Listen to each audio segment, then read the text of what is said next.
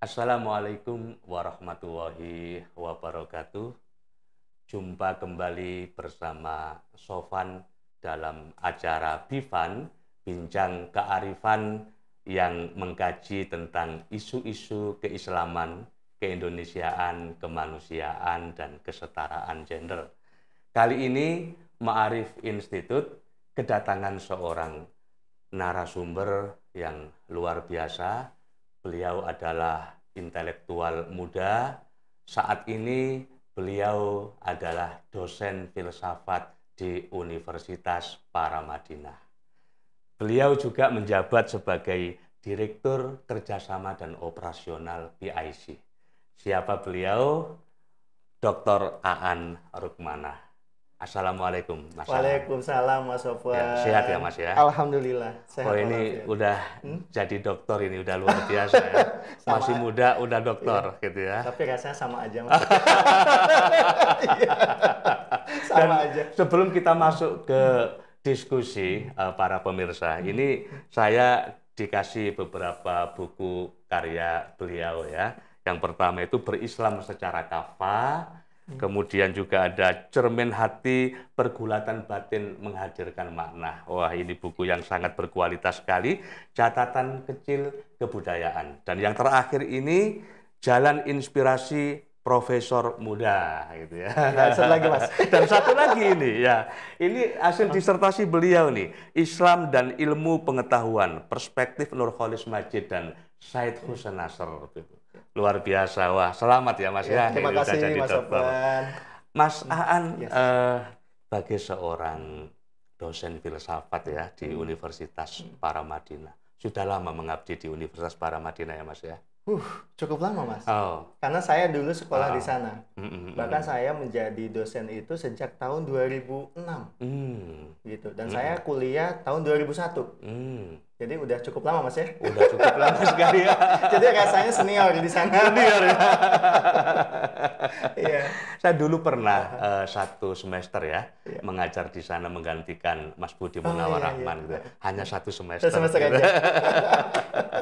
Tapi gini Mas Aan ya, bicara tentang Paramadina tentu tidak bisa dilepaskan dari tokoh intelektual sang pembaharu Nurholis Majid, biasa dipanggil dengan Cak Nur begitu ya. Kalau dulu kita berbicara tentang pembaruan pemikiran Islam itu kan rujukan kita Cak Nur gitu ya, sebagai salah seorang tiga pendekar dari Chicago ya, lulusan Chicago University ya gitu ya. Banyak sekali ide-ide yang tidak jarang menimbulkan polemik di tahun-tahun 70-an. Sekarang bagaimana Mas Paramadina di dalam mempromosikan pemikiran Cak Nur? Saya lihat gairah intelektualisme Islam di Indonesia ini menurut Mas Aan menurun apa naik sih? Makasih Pak, ini pertanyaannya lumayan berat. Saya coba jawab ya Mas. Pertama sebagai orang Paramadina Mas, karena saya itu mengalami betul naik turunnya kepemimpinan di Paramadina.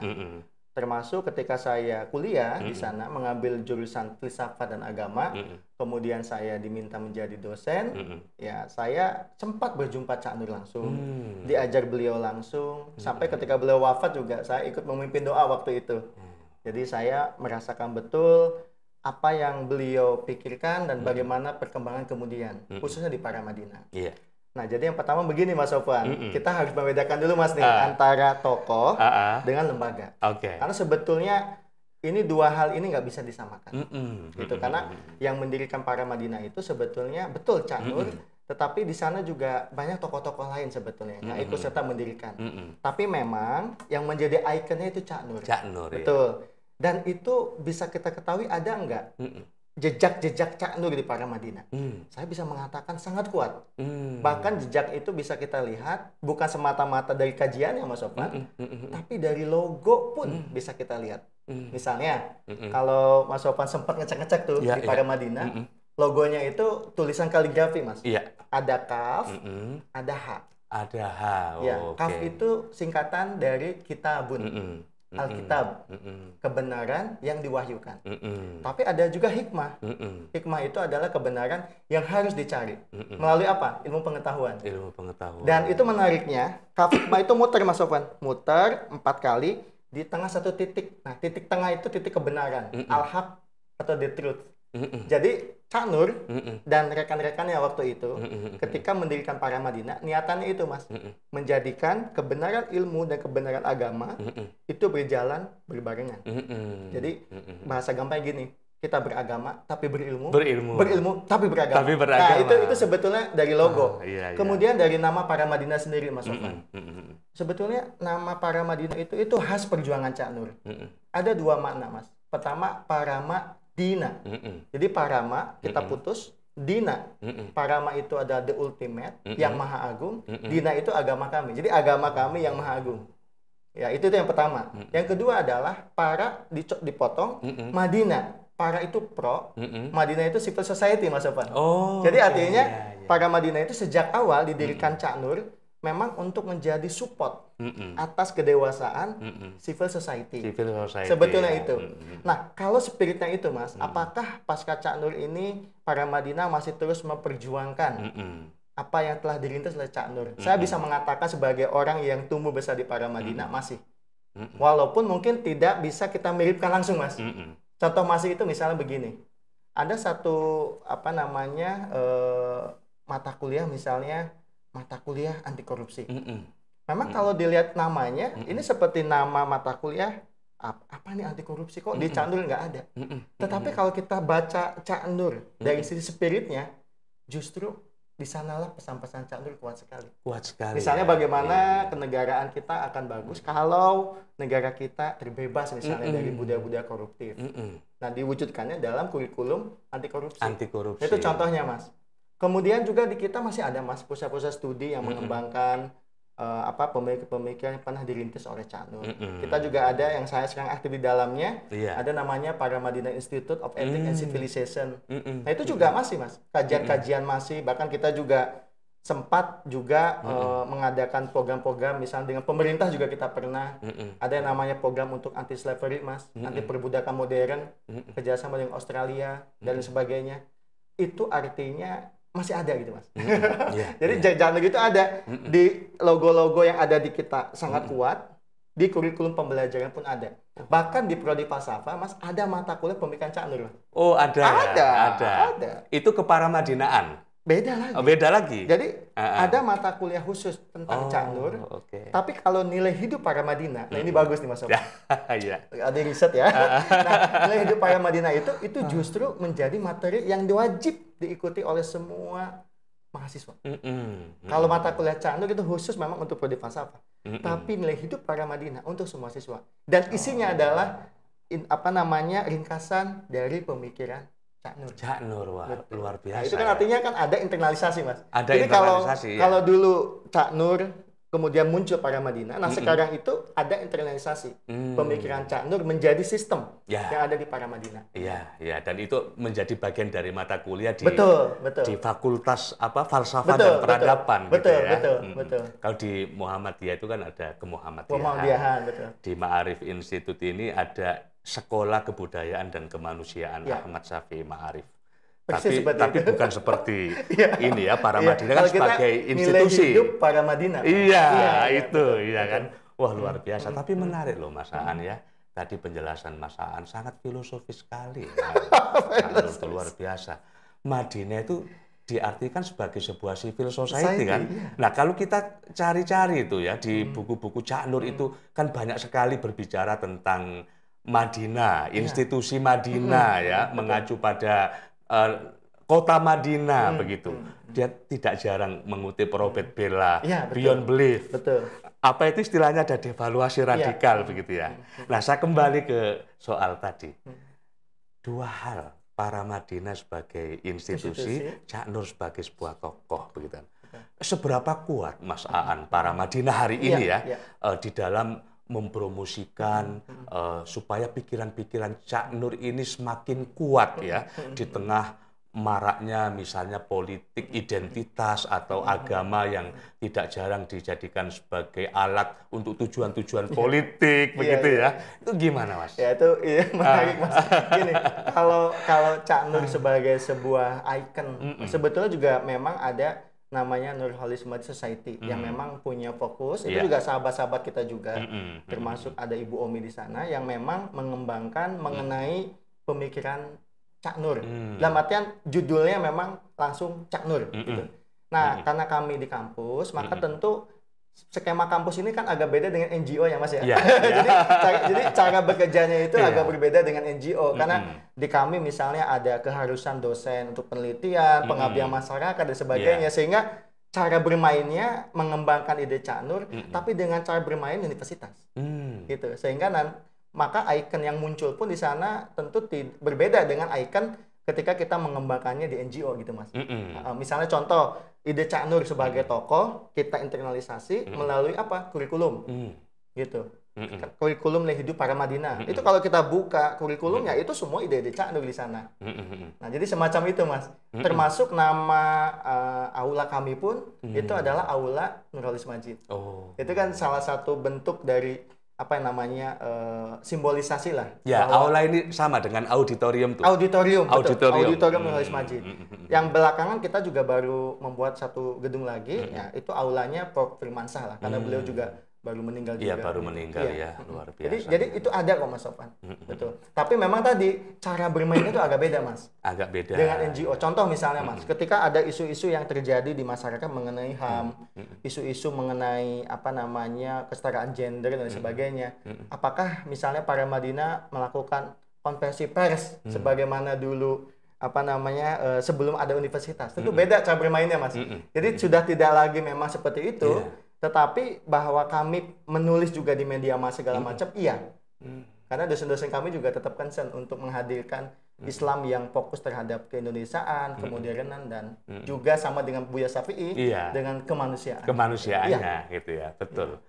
Dulu kalau nggak salah ya, saya pernah juga aktif di PSIK, Pusat Studi Islam dan Kenegaraan, gitu ya. Sekarang ada PIC ya, PIC. PIC ini baru didirikan atau sudah lama? Enggak, sebetulnya udah 4 tahun berjalan. 4 tahun. Udah ya? 4 tahun.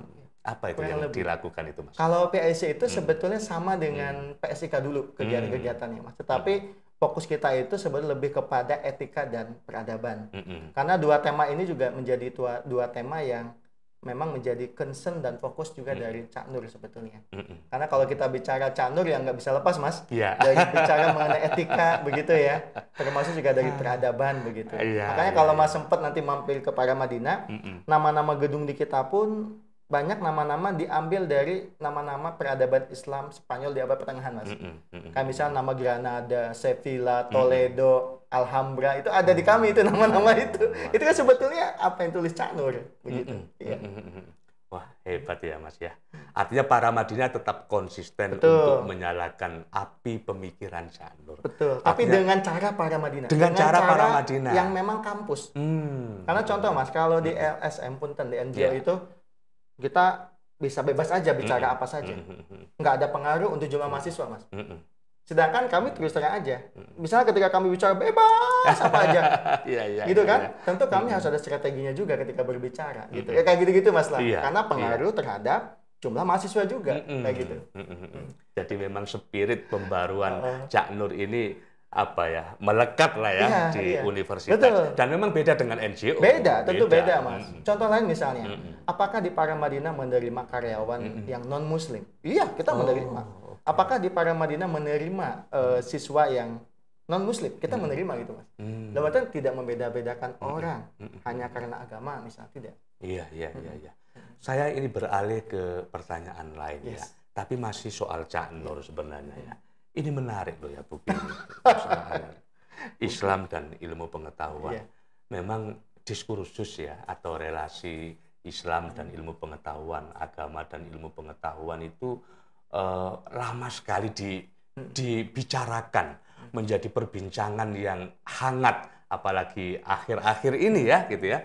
Karena kalau agama itu kan sifatnya doktrin, ya kan, mereka percaya bahwa ajaran-ajaran normatif yang ada di dalam agama ini diyakini ini dari Tuhan, begitu ya. Berbeda dengan ilmu pengetahuan misalnya yang bisa dikritik, kemudian bisa berubah, ada proses-proses tertentu supaya menjadi satu pengetahuan ilmiah. Misalnya ada proses verifikasi untuk membuktikan bahwa sesuatu itu benar. Atau sebaliknya misalnya, ada proses falsifikasi untuk membuktikan bahwa itu salah. Ada noise, dan ada perubahan paradigma segala macam itu misalnya. Nah, ini menarik buat saya.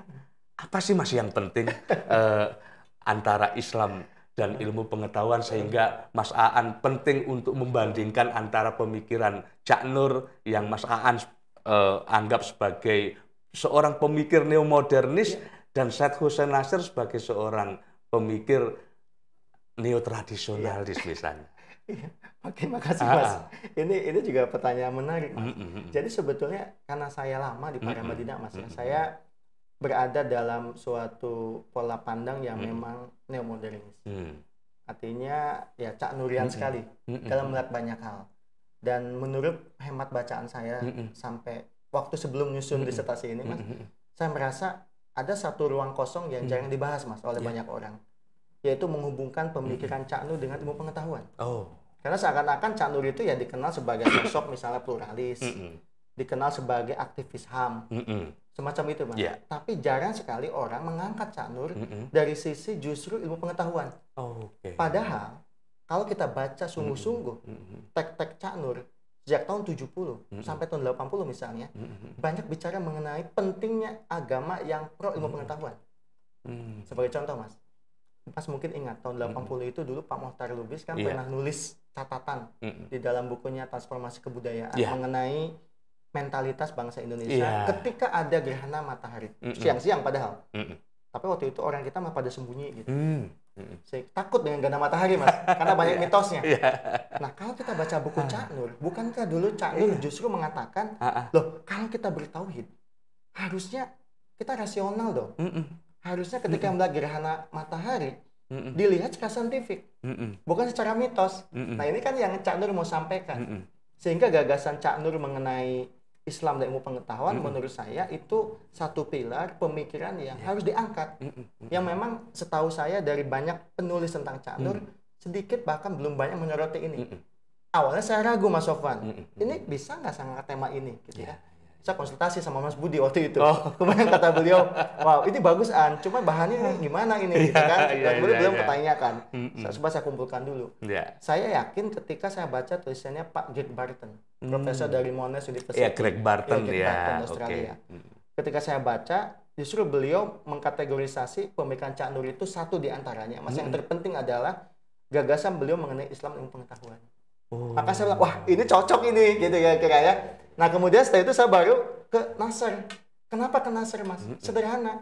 Karena saya itu merasa Nasr ini pemikir yang luar biasa, sangat dikenal di mana-mana mengenai ilmu pengetahuan, bahkan sejarah ilmu pengetahuan, termasuk filsafat ilmu di dalam Islam. Nah tetapi menariknya kenapa dua-duanya beda pendekatan, Mas? Contoh misalnya kasus tadi yang masalah mitos, masalah tradisi. Kalau kita baca Cak Nur itu dengan tradisi luar biasa kritisnya. Makanya beliau dikenal sebagai neomodernis, betul. Karena memang ke tradisi itu membaca dengan sangat kritis. Dan Cak Nur kuat di tradisi itu. Bahkan Cak Nur mengkritik tradisi dalam banyak hal. Begitu. Nasr enggak. Tetapi meskipun Nasr tidak mengkritik tradisi, bahkan melestarikan tradisi, tapi kenapa ujung pemikiran Nasr itu sama dengan pemikiran Cak Nur? Misalnya contoh mengenai hubungan antar agama, mengenai kemanusiaan. Kenapa ujungnya sama? Tapi proses tengahnya, Mas, itu berbeda, Mas Sofwan. Saya beri contoh misalnya, Mas. Cak Nur itu kan dikenal dengan ide sekularisasi. Kalau kita baca Nasr itu mengkritik sekularisasi. Apapun turunannya. Walaupun Cak Nur membedakan sekularisasi, sekularisme. Tapi bagi Nasr, itu tetap itu produk pemikiran modern yang hanya akan menghilangkan dimensi metafisik dari pemikiran manusia. Jadi kritis sekali dalam hal ini Cak Nur ke pemikiran tentang tradisi. Tapi Nasr sebaliknya, Mas. Justru kalau Nasr itu merasa nggak bisa kita sekuler. Kita itu harus sakralisasi. Jadi alam ini justru bukan disekularisasikan sebagaimana ide Cak Nur. Tapi kata Nasr harus disakralisasikan. Tapi meskipun dua-duanya beda, Mas, kenapa ujung-ujungnya sama ya? Ujung-ujungnya sama, padahal prosesnya beda. Prosesnya beda. Cak Nur memandang dunia ini sesuatu yang profan, sementara Nasr sakral. Tapi kenapa akhirnya sama? Di ujungnya sama. Di ujungnya sama. Nah, ini menurut saya di dalam buku ini, Mas, saya bilang, saya tunjukkan bukti-bukti bahwa ternyata mereka berbeda di awalnya, Mas. Jadi secara ontologi pun berbeda. Iya. Gitu. Kenapa berbeda? Karena meskipun meyakini adanya Allah, Mas, tapi bagi Cak Nur, ketika Allah itu Maha Esa dan sakral, sakralitasnya itu berhenti hanya pada Allah. Sedangkan selain Allah tidak lagi sakral. Nasr beda. Nasr itu Allah sakral, tapi semua ciptaan Allah juga sakral. Tapi sakralnya ciptaan Allah bukan karena dirinya, karena Allah. Cak Nur tidak. Nah, ini yang membedakan turunannya gitu, Mas. Kayak gitulah. Sederhana gitu lah. Nanti makin berat nih. Gitu. Tapi luar biasa loh, Mas ya. Tadi bicara apa tadi? Mitos ya. Kalau saya ingat jadi tahapan kesadaran masyarakat ya. Itu kan ada mitos, ada ideologi, ada ilmu ya. Nah, yang dibahas oleh Cak Nur, Syed Hussein Nasir ini terkait dengan agama dan ilmu pengetahuan, dan Cak Nur sangat rasional sekali. Terbukti misalnya dalam ranah epistemologi, bagaimana Cak Nur mendakwakan ya, atau dia bilang bahwa akal ini punya potensi yang luar biasa di dalam memahami agama supaya rasional begitu ya. Sementara Syed Hussein Nasr mempunyai pandangan yang berbeda lagi begitu ya. Tapi ujungnya bisa sama begitu ya.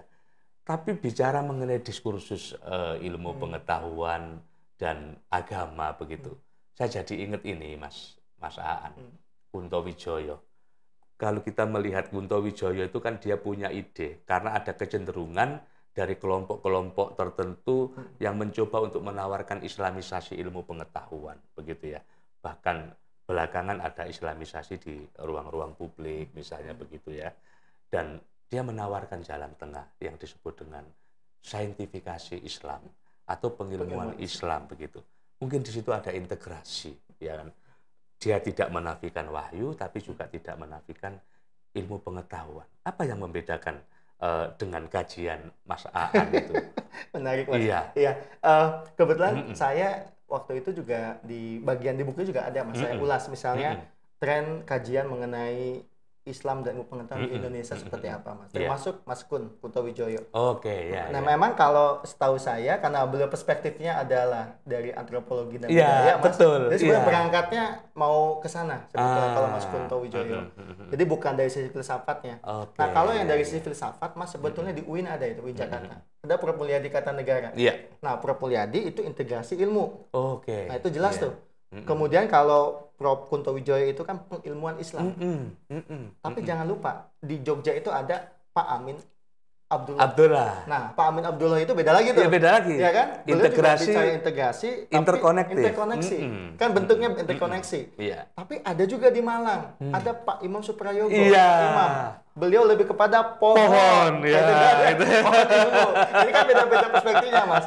Nah, tetapi yang menarik, Mas, kalau yang saya lihat dari Cak Nur misalnya, beliau itu kan sebetulnya juga pendekatannya induktif ya, Mas. Jadi melihat ada masalah-masalah di Indonesia ini, misalnya dulu orang tidak bisa membedakan antara mana wilayah agama, misalnya kayak partai, karena mengatasnamakan Islam, orang menganggapnya itu partai agama yang pasti religius begitu. Makanya Cak Nur bilang Islam yes, partai Islam no, kan sempat juga heboh di mana-mana. Jadi Cak Nur itu ingin menunjukkan bahwa kalau urusan sekuler, itu ya ilmu, wilayah ilmu. Jadi agama sebetulnya ya ada tempatnya tersendiri gitu. Kan Cak Nur ingin melakukan itu. Gitu. Dan menurut saya itu juga penting untuk kita baca dalam konteks Indonesia ini. Tetapi yang jangan lupa, dengan saya membandingkan dengan Nasr kemudian, Mas. Jadi saya bisa punya peta, ternyata sebetulnya kan di Indonesia ini banyak local wisdom, Mas. Banyak namanya local wisdom. Dan saya yakin Prof. Kunto Wijoyo juga pasti beliau menguasai lah bidang-bidang semacam ini. Nah, local wisdom ini kalau menurut Nasr, justru itu harusnya dijadikan juga media untuk membangun tadi integrasi agama dan ilmu pengetahuan. Karena di budaya-budaya lokal di kita, Mas, justru kan masih terjaga. Ada kelestarian lingkungan. Kalau kita datang ke Kuningan, misalnya Jawa Barat, ada Sunda Wiwitan di daerah di daerah Cigugur ya. Nah itu spiritnya kan sama. Antara keyakinan terhadap Sang Hyang Widi begitu dengan kelestarian lingkungan menyatu, nggak ada perbedaan. Tapi kalau kita baca betul Cak Nur, justru Cak Nur nggak demikian melihatnya. Jadi kayak lokal wisdom ini, Cak Nur tidak melihat dari sisi tradisinya sebagaimana Pak Ikun, Prof Ikun atau juga mungkin Nasr. Tapi Cak Nur lebih melihat dari sisi ini harus tetap dilakukan sekularisasi. Makanya kalau ada di satu daerah, Mas, orang mensakralkan pohon. Kalau kata Cak Nur, pohon itu sekuler. Karena dia pohon itu sekuler, maka pohon itu berhak, bahkan bukan lagi berhak, bisa menjadi objek ilmu pengetahuan. Bisa dibelah-belah, bisa diteliti pohon itu. Tapi kalau bagi Nasr kan, hati-hati. Pohon itu juga sakral. Sebetulnya kalaupun kita membelah-belah, jangan asal belah. Karena dia juga ada hidup di sana. Nah kayak gini-gini, Mas. Kebijakan ini yang saya yakin ini berbeda gitu. Makanya kalau tadi dibandingkan dengan Prof. Kunto Wijoyo, saya kira beliau mencoba menawarkan hal baru sebetulnya. Jadi alih-alih kita bicara islamisasi ilmu begitu ya, kenapa nggak dibalik ke pengilmuan Islam kan gitu kan? Iya, artinya justru memasukkan tadi cara berpikir saintifik di dalam membaca banyak hal, termasuk juga di dalam membaca Islam itu sendiri. Saya kira perspektifnya demikian, Mas. Mungkin itu juga bagian dari strategi keilmuan yang ingin dikembangkan Prof. Kunto Wijoyo. Iya, dan tentu setiap orang yang tadi kita bicarakan itu mempunyai landasan basis epistemologi yang kuat. Iya, betul. Saya boleh tambahkan sedikit, Mas. Kalau kita diskusi mengenai Islam ilmu pengetahuan, ada satu kerangka, Mas, yang dibangun oleh seperti misal John F. Hort gitu, mengenai 4 dialog. Ada pola konflik, gitu kan ya. Ada juga yang namanya pendekatan independensi, ada pendekatan namanya dialog, ada pendekatan integrasi, Mas. Nah, kalau saya melihat orang seperti Cak Nur misalnya, polanya itu dialog, Mas, level ketiga. Jadi dialog itu antara substansi ilmu pengetahuan dengan agama, itu dua hal yang secara ontologis itu berbeda sebetulnya. Tetapi mempunyai spirit yang sama. Makanya ini kitab, ini hikmah, begitulah. Seperti logo Paramadina tadi. Tapi kalau menurut Nasr, justru perspektifnya nggak demikian, Mas. Jadi perspektifnya itu bukan perspektif yang berbeda, tetapi dia merupakan satu kesatuan. Makanya levelnya bukan level ketiga, bukan dialog. Levelnya itu level integrasi yang keempat, Mas. Integrasi itu artinya satu tapi dua tapi satu gitu loh. Yang penting ketika kita bicara agama, automatically kita bicara ilmu, Mas. Kalau kita bicara ilmu, otomatis bicara mengenai Tuhan. Jadi nggak bisa dipisahkan. dua, satu. Makanya ada istilah Satchit Ananda. Nah itu diambil dari bahasa Sanskerta itu. Betul. Saya ingat ini, Mas Aan. Ada satu istilah yang dulu sering aku kutip. Relatively absolute. Itu kan dari Syed Hussein Nasr ya. Kita boleh mengakui keyakinan kita, ya ajaran agama yang kita anut itu benar, tapi keluar menjadi sangat relatif sekali. Itu Cak Nur. Itu Cak Nur. Relatively absolute itu Cak Nur ya. Cak Nur. Yang membahas itu Cak Nur. Karena ini contoh misalnya masalah agama-agama, Mas. Perspektif Nasr bagaimana tentang itu misalnya. Justru kalau Nasr itu melihat hubungan antar agama itu terinspirasi oleh Picture Swan. Yang namanya the unity of religion. Jadi agama itu harus dilihat dari sisi esoterik dan eksoterik. Jadi kalau bicara sisi batin agama itu satu. Spiritnya sama sebetulnya. Nanti yang beda itu adalah sisi lahiriahnya. Makanya nggak bisa disama-samakan mas agama. Karena kalau kita bicara agama sama doanya nggak bisa. Tapi kalau bicara spiritnya ya. Semangatnya batinnya iya. Nah ini yang akan nanti agak beda dengan Cak Nur. Karena Cak Nur perspektifnya lebih ke induktif, kemudian beliau juga ya mendukung tentang global etik segala macam, sehingga kenapa misalnya kita mesti rukun antar umat beragama, justru untuk menjaga kelangsungan hidup umat manusia. Jadi perspektifnya juga antroposentris. Sedangkan kalau Nasr tidak antroposentris, perspektifnya itu adalah teosentris. Bukan juga teoantroposentris, tapi teosentris. Perspektifnya beda, Mas. Makanya misalnya ada krisis mengenai ilmu misalnya. Kalau menurut Cak Nur, solusinya apa? Etika. Etika, ya. Artinya sangat antroposentrik, Mas. Tapi kalau Nasr tidak. Kalau ada krisis ilmu, berarti ada masalah di sumbernya. Ya. Di ontologinya, Mas. Di ontologinya. Betul, pasti ada pemisahan di sana. Gitu. Tapi juga ada yang berpendapat bahwa karena etika ini adalah perspektif yang sangat subjektif, maka dia nggak bisa digabungkan dengan ilmu pengetahuan misalnya. Tapi Cak Nur menawarkan etika. Betul, etika. Karena Cak Nur yakin bahwa dengan berpikir rasional, dan ini lagi-lagi ciri khas para pemberi modern sebetulnya. Karena percaya dengan sesuatu yang dianggap universal begitu kan. Etika itu juga universal segala macam. Itu Cak Nur mengatakan itu. Bisa kok dengan etika. Makanya Cak Nur pernah menulis buku di dalam bukunya Keislaman, Keindonesiaan, dan Kerakyatan misalnya. Atau Keislaman, Keindonesiaan, Kemodernan. Itu banyak nulis mengenai Islam dan ilmu pengetahuan begitu. Dan bagi beliau misalnya, apakah sains itu netral? Bagi Cak Nur, sains itu netral, Mas. Kalau kita tanya Nasr, kita hadirkan di sini Nasr. Menurut Nasr, apakah sains itu netral? Beliau akan mengatakan tidak. Sains itu nggak bisa netral. Sains harus mengikuti kearifan atau sapientia bahasa Latinnya.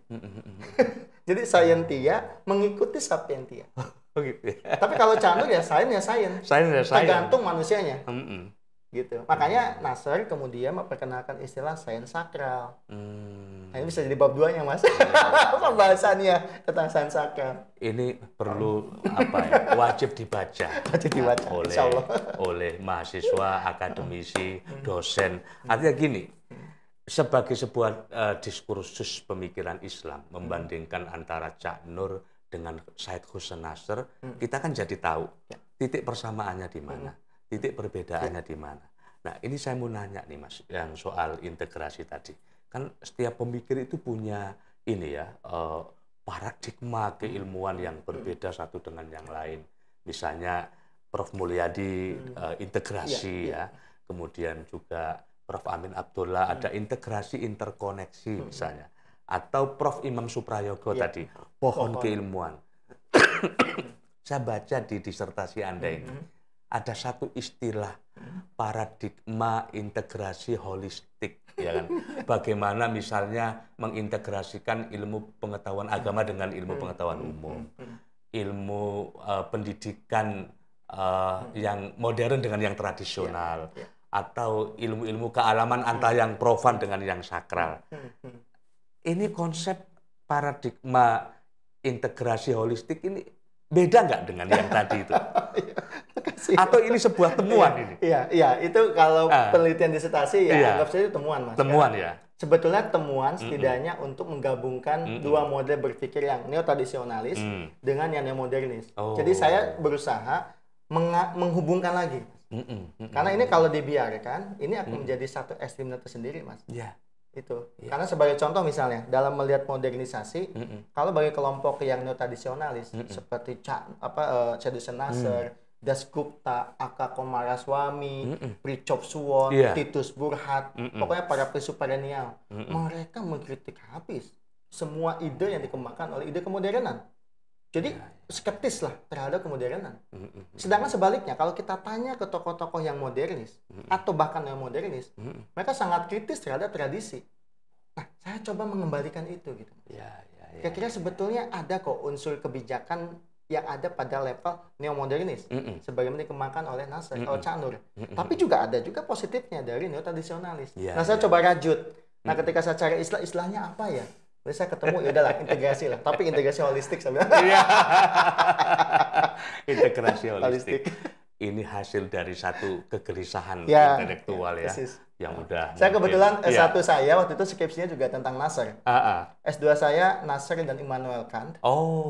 Saya analisa tentang akal waktu itu. Kemudian S3-nya baru Nasr dengan Cak Nur begitu. Ya, artinya kalau bicara tentang Syed Hussein Nasr itu udah di luar kepala saya baca itu. Udah di luar kepala itu. Wah, itu luar biasa. Mas Aan, ini tentu menarik sekali ya. Mudah-mudahan pemirsa di sana bisa mengambil banyak manfaat dari diskusi kita ini ya. Tapi satu hal yang mau saya tanyakan sebelum kita akhiri podcast ini ya. Saya sekali lagi ingin bertanya tentang gairah intelektual anak-anak muda hari ini. Dulu era Cak Nur ya. Cak Nur itu kan di era Cak Nur itu kan ada Gus Dur, ada Mas Dawam Raharjo, ya, ada Mas Johan Effendi, ya. Mereka ini ya para pembaharu, ya. Kalau dulu kan Cak Nur itu tantangannya kan bagaimana sih mendamaikan antara Islam dan negara, Islam dan Pancasila. Lalu kemudian Cak Nur mencoba untuk membangun satu argumen teologis dan meyakinkan kepada masyarakat bahwa tidak ada pertentangan loh antara Islam dan Pancasila itu. Kalau bahasa Kunto kan Pancasila adalah objektifikasi dari agama-agama, kan begitu ya, dalam 5 sila itu. Nah, apa sih Mas Aan tantangan intelektual hari ini? Benar nggak pengamatan sementara banyak orang bahwa gairah intelektualisme Islam di Indonesia ini semakin menurun pasca Cak Nur, pasca Gus Dur ini? Ya, kalau dikatakan menurun saya sih nggak setuju. Karena zamannya beda, Mas. Sekarang ini zaman yang dikenal dengan zaman di mana internet merajai banyak sisi. Ada digitalisasi di mana-mana. Jadi kalau saya mau meminjam istilahnya dari Philip Kotler misalnya, atau Herman yang memang ahli marketing 4.0 misalnya, itu ada namanya omnichannel marketing. Jadi marketing aja udah nggak bisa lagi pure digital, tidak bisa lagi pure offline. Jadi ada online, ada offline. Sama pemikiran pun sama, Mas. Sekarang kita udah nggak bisa lagi membayangkan orang duduk manis begitu ya, ngikutin seminar, bikin makalah tebal-tebal dibaca. Sudah nggak mungkin kayak gitu lagi. Udah nggak mungkin. Karena eranya sudah berubah. Maka sekarang mau tidak mau, Mas, kita harus mulai memberi ruang, bahkan juga mulai mengkaji ulang what we call sebagai pemikir. Karena agak berbeda konteksnya. Kalau dulu misalnya orang fokus ke substansi sambil menomorduakan medianya, sekarang udah nggak bisa, Mas. Kayak Mas Sofan lakukan sekarang, dulu kan nggak kebayang pada masa Cak Nur atau Gus Dur. Iya. Gitu. Artinya mau nggak mau sekarang para pemikir pun harus bisa beradaptasi dengan media baru yang memang muncul sekarang. Saya kira masih ada, Mas. Bahkan kalau kita hitung secara kuantitatif dari sisi pengadaan seminar, kajian-kajian sekarang dengan era online ini banyak, jauh lebih banyak, bahkan jauh lebih kaya sekarang gitu. Tapi kadang-kadang kita memotretnya kan hanya ingin seperti dulu, kajian seperti tahun 80, tahun 90, kan nggak bisa. Iya, kalau dulu, kalau dulu kita belajar itu kan harus ada buku. Persis. Kita beli ke perpustakaan. Persis. Sekarang dengan benda yang kecil seperti ini kita bisa mengakses informasi. Apapun. Hanya saja, Mas, tantangan terbesar yang kita pun para pemikir harus mulai memikirkan ini sebetulnya. Gimana mengedukasi anak-anak atau para pendidik atau para mahasiswa kita misalnya untuk mengembangkan cara berpikir kritis dan kreatif. Saya kira 2 itu yang harus dikembangkan, Mas. Luar biasa. Karena tanpa kedua itu kita berat. Ini informasi akan tidak bisa kita bendung. Akan terus. Bahkan dengan adanya nanti konsep cloud dan sebagainya, ada big data, ya. Apalagi marketing juga udah berubah, ada marketing 5.0. Nanti orang belanja udah klik langsung datang. Nah, itu udah mulai berubah. Akan bahaya kalau generasi sekarang misalnya tidak punya kemampuan berpikir kritis, apalagi kreatif. Saya kira itu tantangan terbesar kita. Itu tantangan terbesar kita. Sebagaimana dikatakan siapa itu Mas Aan? Yasrof Amir Pilihan. Buat dunia yang dilipat hanya ada dalam genggaman HP. Luar biasa. Pemirsa, tidak terasa kita sudah di penghujung waktu, ya, dan kita mau undur diri, tapi sebelum undur diri, kami meminta kepada para pemirsa untuk tidak lupa subscribe, like, dan komentar. Mas Aan, terima kasih sekali ya. Terima kasih banyak, Mas Sofan. Luar biasa sudah datang ke Ma'arif Institute. Menarik, terima kasih. Mudah-mudahan bermanfaat. Iya, ini udah kita rencanakan lama, tapi sudah baru terrealisasi hari ini. Terima kasih banyak. Oke. Pemirsa, demikian. Wassalamualaikum warahmatullahi wabarakatuh.